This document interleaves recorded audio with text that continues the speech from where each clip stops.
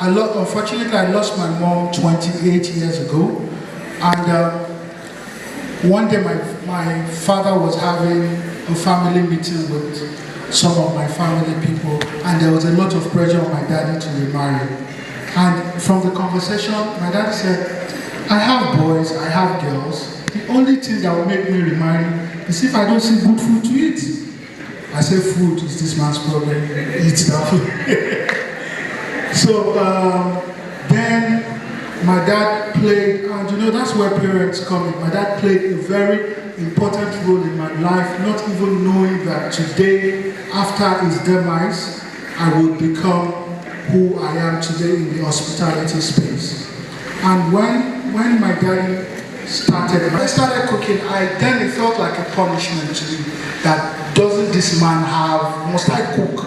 And if any other person cooks in the house, my brother, there was a day I begged my brother, I loved parties. So I begged my brother to cook, and you know, my brother used groundnut oil to make eforiru.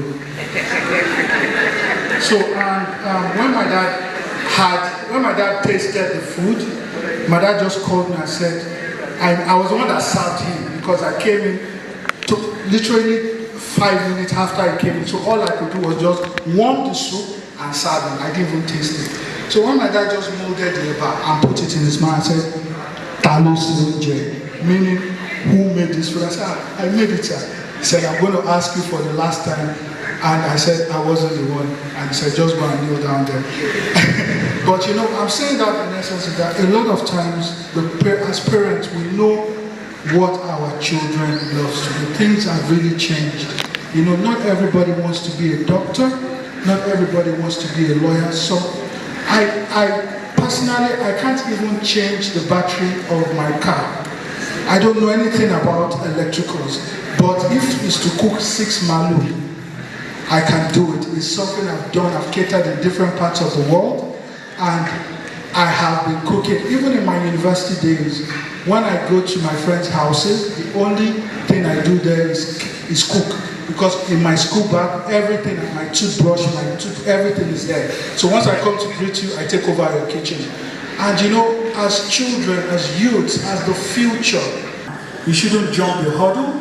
You should learn the process and progress with it. I studied microbiology. My father, I entered the university as a medical student. So all my father thought in his mind was that this guy is doing medicine. But I went to meet the guy during my admission and I told him, sir, I can't do this medicine this man is talking about. Just give me microbiology. And you know, I went back, my father wasn't happy about it. But when he passed on, you know, the major problem we had then, the day he passed on, was we were planning for his funeral, but we didn't have enough money to cater at his funeral. We had a lot of other things to do. So I just told one of my sisters that, you know, a lot of them were abroad, that auntie, won't we cook this food ourselves instead of paying caterer 1-2 million naira? And my sister said, if you cook it and people say, who made this horrible food, we just point at you from the crowd that is Baba's last born. And I said, auntie, let me try it. I won't mess up. So what I did then was, you know, I brought in a couple of my friends. So what I did was, all the Ankara we sold, I didn't tell my friend that they will be service boys. So I just sold Ankara to them. They were Ankara. But anytime they are passing in the party, they just call them, I need food. And they said, am I a service boy? I said, oh, everybody wearing this clothes, you're a service boy here. They didn't know. So, and you know, we bought 2 cows, you know, everything we had to do. Instead of spending like 2 million, we eventually spent a little above 500,000. We bought 2 cows then 16 years ago. We bought a lot of things. And the interesting thing about it was that before the funeral, we had food because we were killing cow, frying meat. So all my friends that came, we had a lot to eat. So, you know, they started looking at me that when is the next party? I was like, you want somebody to die again in my house?